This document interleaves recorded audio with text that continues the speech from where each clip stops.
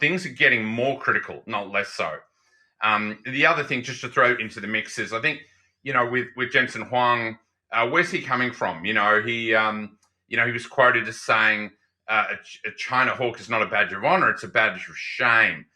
I don't like the term China hawk because a hawk is a bird of prey with sharp beak and talons, and it swoops down and gets cute furry animals. So I don't like that analogy. And the reason I don't like it is that it implies that the hawk is the aggressor, on a helpless victim.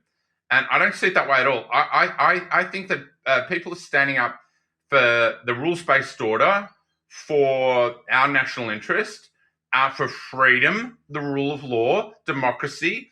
To me, that's not being a hawk. To me, standing up for people like Jimmy Lai is not being a hawk.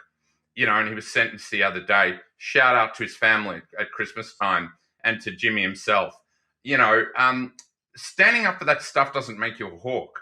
So this gets back to, when I talk about the China Challenge, which is the name of my little plug for my new website that's coming up in the new year, hopefully for everyone, if I get all the ducks lined up. It's as much about us as it is about the other, right?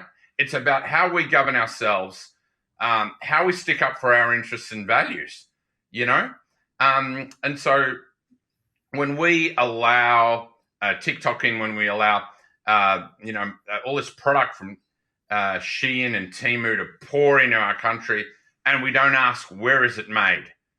Did the worker that made that product, did they work in a safe working environment? Were they paid a proper wage? Or do we just say, no, we're not going to worry about that. It's cheap. I'm going to buy it.